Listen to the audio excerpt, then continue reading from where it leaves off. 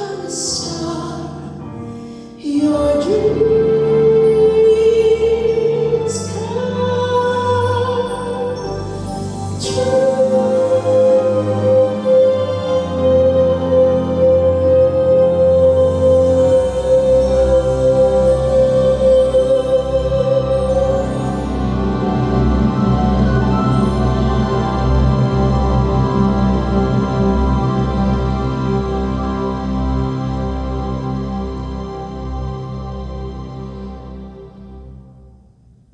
This is State of the Arts, a show about the arts, theater, and creatives in and around the Philippines. For each episode, we invite industry leaders, arts practitioners, and audience members to talk about current events that shape and further the arts in the country. My name is Christopher. Let's talk art.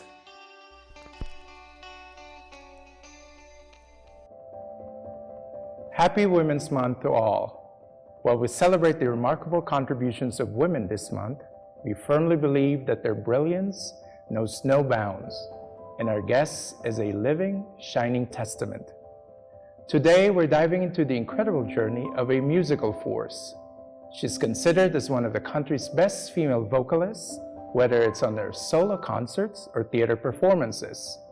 She's known for her iconic songs, captivating audiences with her powerful voice and emotive performances. The only stellar diva of the Philippines, Miss Bituin Escalante. Welcome to State of the Arts. Thanks for having me, Chris. What an intro. Of course, happy Women's Month. Thanks. It's our month. I know, congratulations. I know you are on your 24th year in the business. Yes. How does it feel? That's remarkable. Well, it makes me feel young to hear 24, that number, and still have the energy to do what I'm doing. Just the same amount of energy I had when I was starting. So it's a good number. Special. Special, yes. Well, we know over the years you've seamlessly embraced a multitude of roles, from commanding stages in theater, to exciting concert halls, to gracefully donning the hat of a dedicated mom. We'll briefly go into all of that today. But we'd like to start. I know, well, you were still a student. You were discovered by none other than Celeste Legazpi and Nestor Torre when you auditioned for Sino Ka Ba, Jose Rizal. Yes, that was my baptism of fire, imagine. All right. Could you tell us more about that story? Well, Celeste Legazpi has always been my hero, even since her Ambivalent Crowd days. And she's such an iconic figure in theater.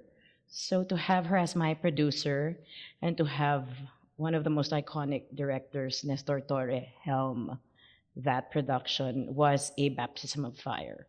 Also, to celebrate one woman, Joy Virata, that was her first all-Filipino play. So she played the mother of Rizal. So to be in the presence of such iconic theater folk was just the perfect introduction to professional theater. That's nice. Well, you started while you were still a student, and you come from a family of gifted musical artists. Have you always known that you will follow in the footsteps of everybody else? I didn't think I would. Performing was such a part of everyday life that I didn't think of it as a career. It was just something that happened at home, so naturally. So it wasn't considered a profession until that door opened, and it felt so easy. It was play all the time. And I've been lucky to have directors remind me that it is play. That's why it's called play, because you have to find that element. And that's probably why I've lasted this long, because I genuinely enjoy this. Nice, nice.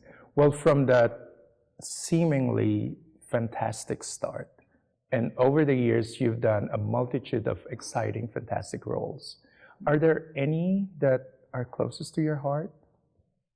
I know that's always a tough question. Yes, and I've always had a different answer, because especially now, I'm in such a gorgeous moment in my life where I'm raising two daughters. I can't choose, because the last 4 roles I've done, I've been mother. I've been mother to Joseph the Dreamer. I've been mother to Elsa in Himala, which we did here at the Circuit Theater. Mm-hmm. I've been mother to Pinky Ann Emilio Correct. Jacinto. And even as we opened a new and exciting and punk rock play in Berlin, Mm-hmm. I was Mama M. I can't Mm-hmm. mention that name in a theater. Mm-hmm. But she was portrayed as a very strong matriarchal. She wasn't a man. She Okay. was Mama M. Mm-hmm. So it's just wonderful to play the role of mother in so many dimensions, as a terrible woman, Mm-hmm. as this dark force, and as a light. Mm. It explores such a broad Right. space for women, Mm. because women are complex. Yeah. Well, I think that's a good segue to my next question. It seemed like when you are doing your mother roles, how has being a mother in real life sort of like helped influence how you approach the role? Well, everything's empirical. Everything's informed by experience. I can't imagine having done all those roles without having children. Mm. But even before children, they were already calling me Mama B. Mm. It must be the hips. Before children, they were already childbearing hips. So I was Mama B. But yes, having the experience of raising two girls informs so many of the choices I make on stage. Mm. You know, I've had the good fortune of meeting your two daughters, Tala and Luna. Mm-hmm. How do you manage the demands of being a mom while also excelling in performances on stage? I'm very kind to myself. The first rule I have for everyone in our family is that we're all allowed to make mistakes. Okay. So even as we go through this entire journey, recovering from those mistakes, they're the fun part, you know, not having good grades because you don't speak Filipino. You know, we make everything a learning experience. So we don't allow fear to rule anything. So even stage decisions.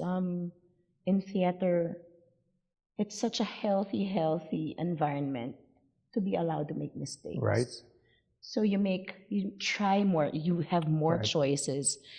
You have such a rich palette because you're allowed to color beyond the lines and then refine as you go along. I think that's the healthiest decision we've made so far as an actor and as a mother. That's great. Can you recall the first time the two girls have seen you live? Yes, I do. It was a solo at the Little Theater, which was home to me when I was in Tanghalang Filipino. So it was a homecoming, and it was the first time they saw me and the first time they joined me. And what was their reaction?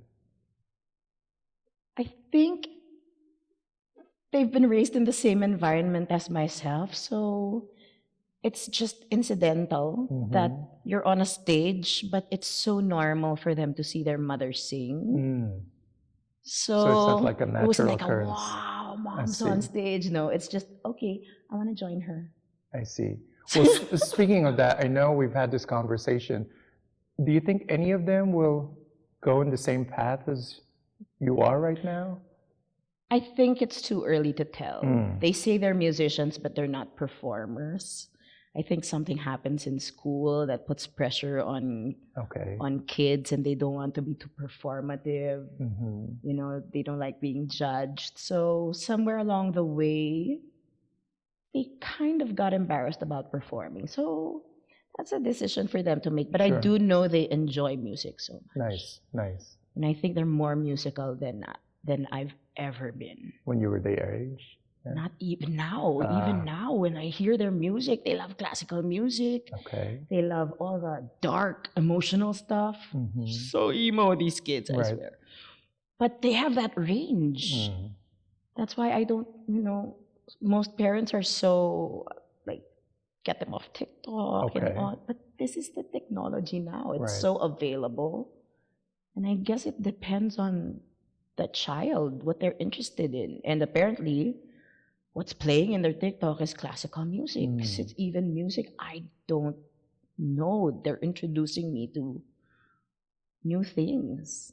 And you think you'll be okay if they do end up like their mom? Well, we're all allowed to make our mistakes, right?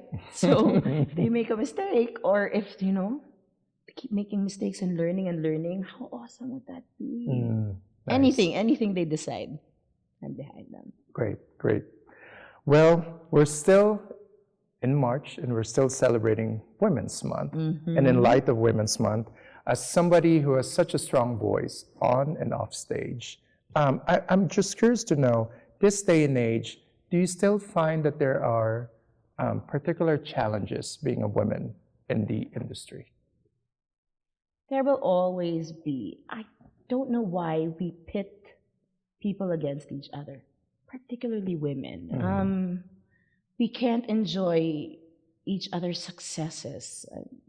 There's always a pyramid where someone has to stand on top. I don't understand that, because we're all so different. Sure. We can all succeed in this. And everybody has a space. And there are no types. We can all be there. We don't have to fit a particular mold. I don't have to have your breasts or your butt or your legs or your weight or your age. We can just be. You. Yes. All of us. Right. That's good. That's good. I know you've mentioned Celeste earlier. Are there other women in the industry that have inspired you or mentored you? And how have their influences shaped your journey? Celeste has always been a hero. Mitch Valdez. My God. First time I saw her, she was funny. She was brassy. She had a different sound. She had a depth of experience. And then there's Vernie Varga.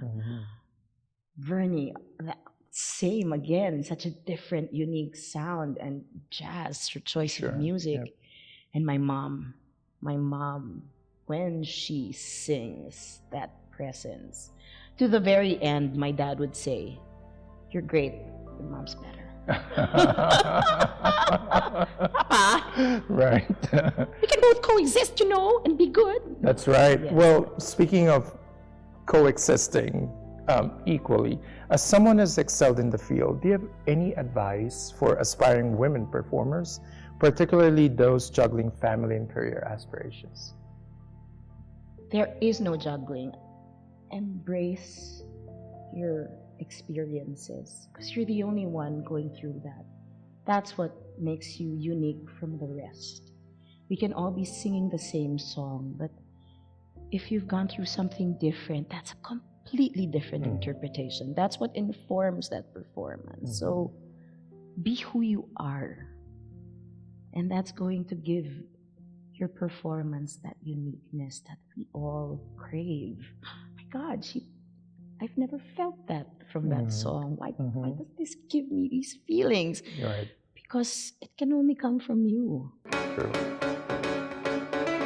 Well, Bituin, to give our audience a bit of a preview for your upcoming March 20th show, Virtuosa Bituin, let's play a quick game of Bituin Spirits. Myself flowers, write my name in the